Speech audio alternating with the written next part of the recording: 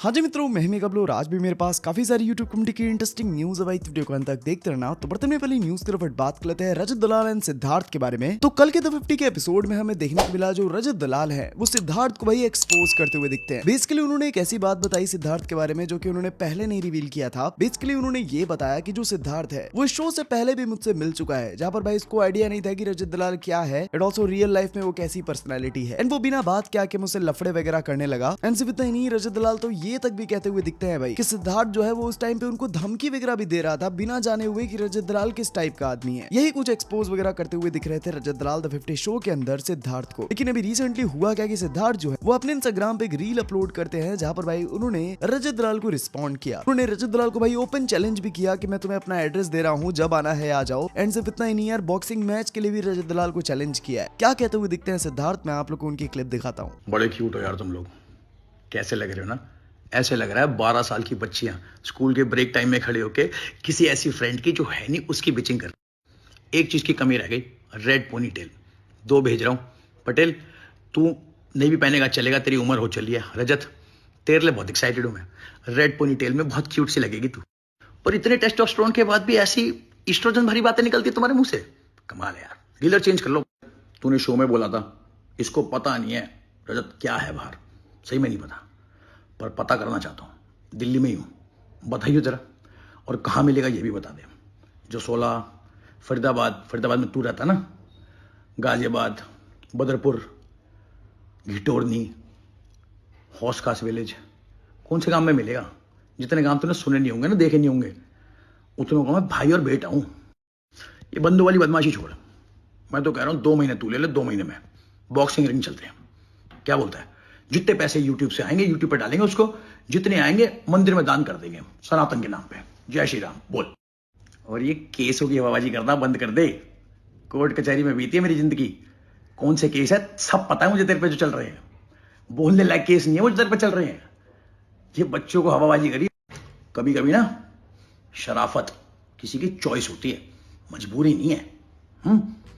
कोई आदमी बदमाशी से दूर रहना चाहता है। बाकी बढ़ते हैं नेक्स्ट न्यूज की तरफ बात कर लेते हैं इजराइल यूएस वर्सेस ईरान के वॉर के बारे में। अभी रिसेंटली आप लोगों ने देखा होगा कि एक वॉर चल रहा है इजराइल यूएसए वर्सेस ईरान के बीच में। यहाँ पर भाई 2 कंट्रीज इजराइल एंड यूएसए दोनों ही मिलकर भाई यार ईरान के ऊपर हमले वगैरह कर रहे हैं। ऑल्सो उसी हमले के रिलेटेड हमें काफी शॉकिंग न्यूज पता लगी थी कि जो ईरान के सुप्रीम लीडर है खामनेई, उनका भाई डिमाइज हो गया था इसी के ही चलते। एंड जब से भाई उनका डिमाइज हुआ है तब से भाई यार ईरान के रिलेटेड कुछ क्लिप्स वगैरह वायरल हो रही हैं, जहां पर भाई ईरान के लोग तो ज्यादा सैड नहीं है लेकिन इंडियन मुस्लिम्स काफी ज्यादा सैड है खामनेई की डिमाइज के ऊपर। एंड ऑल्सो उसी चीज के रिलेटेड भाई इंडियन मुस्लिम्स के ऊपर काफी ज्यादा सवाल वगैरह भी उठाए जा रहे हैं कि भाई ईरान के लोग जो है उनको कोई फर्क नहीं पड़ रहा है जहाँ के वो सुप्रीम लीडर थे, एंड तुम लोग को क्यों फर्क पड़ रहा है। तो इसी चीज के रिलेटेड भाई अभी 2 बच्चों की क्लिप वायरल हो रही है जो कि एक न्यूज चैनल की क्लिप है, जहाँ पर भाई 2 इंडियन बच्चे ये कहते हुए दिख रहे थे अगर मोदी जी हम लोग को अगर इजराइल भेज दे तो हम लोग इजराइल को देंगे इस तरीके से। सिर्फ इतना ही नहीं, वो प्रॉपर यार धमकी वगैरह देते हुए दिख रहे थे इजराइल एंड यूएसए को। और सिर्फ इतना ही नहीं, वो जो बच्चा था वो लिटरली ये तक भी कहता है कि इजराइल एंड यूएसए को खामनेई का पूरा जो डेटा है, पूरा एड्रेस है, वो खुद मोदी जी ने ही भाई लीक किया हुआ है, क्योंकि Modi ji USA and also Israel को सपोर्ट करते हैं। अब वो क्लिप काफी कॉन्ट्रोवर्शियल है भाई, इस पे मल्टीपल ट्वीट्स वगैरह भी किए जा रहे हैं। सबसे पहले मैं आप लोग को वो क्लिप दिखाता हूँ।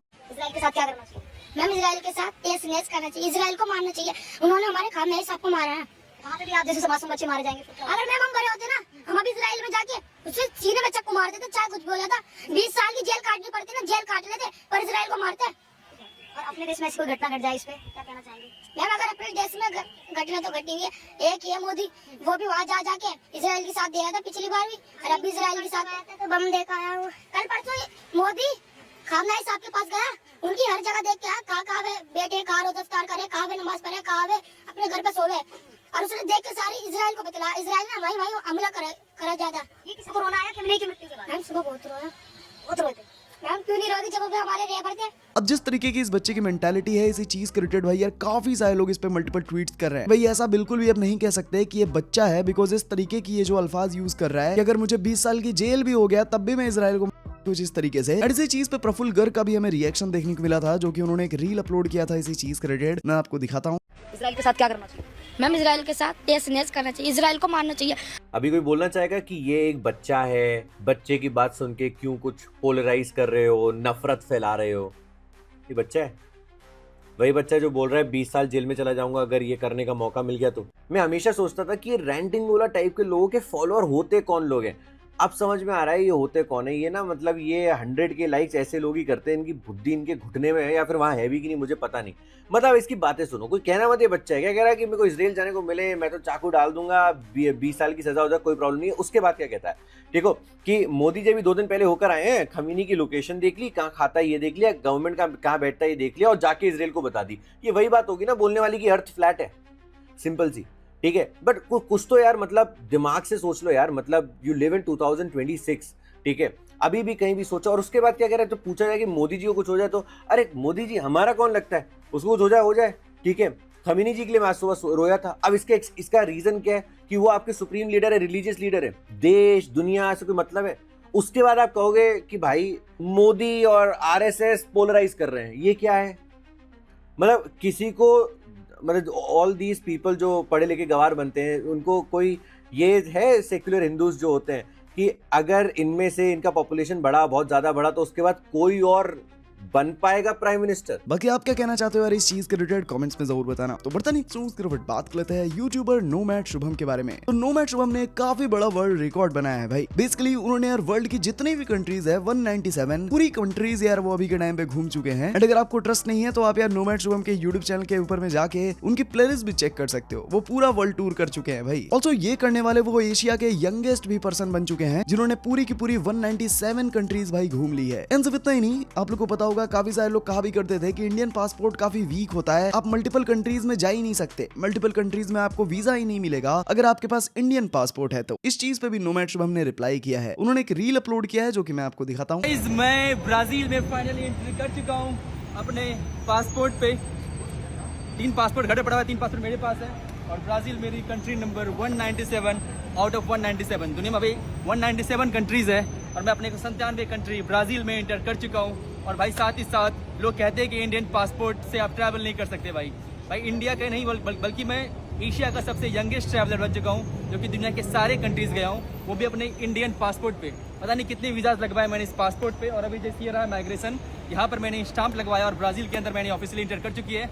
Welcome to Brazil guys. अगर सच में कुछ चीज़ करने का सपना है ना भाई, तो कुछ भी चीज़ें आपको रोक नहीं सकती। You know when there is English saying, अगर आपके पास विल है तो वे है, समथिंग लाइक दैट। तो फाइनली मैं इंटर कर चुका हूँ ब्राजील। बाकी बर्तन एक स्नूज की बात कर लेते हैं इंडिया वर्सेस वेस्ट इंडीज के कल के T20I वर्ल्ड कप मैच के बारे में। अब कल वाला मैच भाई कितना ज्यादा ड्रामेटिक था मेरे को आप लोगों को बताने की जरूरत भी नहीं है। मतलब लिटरली यार वेस्ट इंडीज ने बोर्ड पे 195 रन बना दिए थे जो कि चेज करना काफी ज्यादा मुश्किल था, आप लोगों को पता होगा। लेकिन इंडियन क्रिकेट टीम ने किया है। एंड खास करके भाई यार संजू सैमसन एंड तिलक वर्मा की जितनी तारीफ करो भाई उतनी कम है। जहां सारे प्लेयर्स फ्लॉप होते हुए दिख रहे थे, वहां पर तिलक वर्मा एंड ऑल्सो संजू सैमसन ने एक बहुत ही तगड़ा नॉक खेला and also Indian cricket team को सेमीफाइनल्स के लिए क्वालिफाई भी किया। सिर्फ इतना ही नहीं, इस वाले भाई मैच के रिलेटेड हमें बहुत सारे कंट्रोवर्शियल स्टेटमेंट्स भी देखने को मिल रहे हैं। जैसे कि सबसे पहला जो हेट मिल रहा है वो सूर्य कुमार यादव को ही मिल रहा है। वो पिछले मैच के प्रेस कॉन्फ्रेंस के अंदर ये कहते हुए दिख रहे थे जब उनको ये कहा जा रहा था कि अभिषेक शर्मा, तिलक वर्मा ये सबको निकालो और ऑल्सो संजू सैमसन को टीम में लेकर आओ। तो इस चीज पे जो सूर्य कुमार यादव है वो न्यूज रिपोर्टर के इस स्टेटमेंट के ऊपर भाई हंसते हुए नजर आ रहे थे। तो इसी चीज के रिलेटेड लोग अभी सूर्य कुमार यादव को काफी ज्यादा ट्रोल कर रहे हैं कि भाई देख लिया संजू सैमसन कितना ज्यादा इंपॉर्टेंट है टीम के लिए। सिर्फ इतना ही नहीं यार, पाकिस्तानी क्रिकेटर मोहम्मद आमिर जिन्होंने इस वाले मैच के रिलेटेड 2-3 दिन पहले एक प्रेडिक्शन किया था कि इंडिया कभी भी सेमीफाइनल में नहीं जा सकता। उन्होंने ये तक भी कहा था कि वेस्ट इंडीज इंडिया को बहुत इजीली हरा देगा। इसके बाद से भाई जब इंडिया जीत गई वेस्ट इंडीज से तो मोहम्मद आमिर को भी लोग काफी ट्रोल करते हुए नजर आ रहे हैं। सिर्फ इतना ही नहीं भाई, ये मैच होने के बाद में मोहम्मद आमिर जो है भाई लिटरली वो बंदा बिल्कुल ही पलट गया है। बेसिकली उसने ये तो बोला कि इंडियन क्रिकेट टीम अच्छा खेली है, लेकिन इतना ही नहीं, उसने भाई इंडिया के ऊपर चीटिंग एंड फिक्सिंग एलिगेशन तक लगा दिया। उसने ये कहा कि सिमरन हेटमायर का जिस तरीके से विकेट गिरा वो काफी ज्यादा कंट्रोवर्शियल है। बेसिकली मोहम्मद आमिर के अगर लफ्जों में बताऊं तो वो ये कह रहे थे कि सिमरन हेटमायर वहां पर भाई आउट नहीं था, इंडियन क्रिकेट टीम चीटिंग करी है या फिर वेस्ट इंडीज से मैच फिक्स किया हुआ है। मतलब इन लोग की मेंटालिटी का तो क्या ही कर सकते हैं भाई। यार आप लोग क्या कुछ सोचते हो कमेंट्स में बताना। एंड मोहम्मद आमिर की इसी वाली स्टेटमेंट एंड प्रेडिक्शन के ऊपर हमें नवजोत सिंह सिद्धू का भी एक रिप्लाई देखने को मिला है, मैं आपको दिखाता हूँ। आप कहते हैं इंडिया ही नहीं क्वालिफाई करेगी,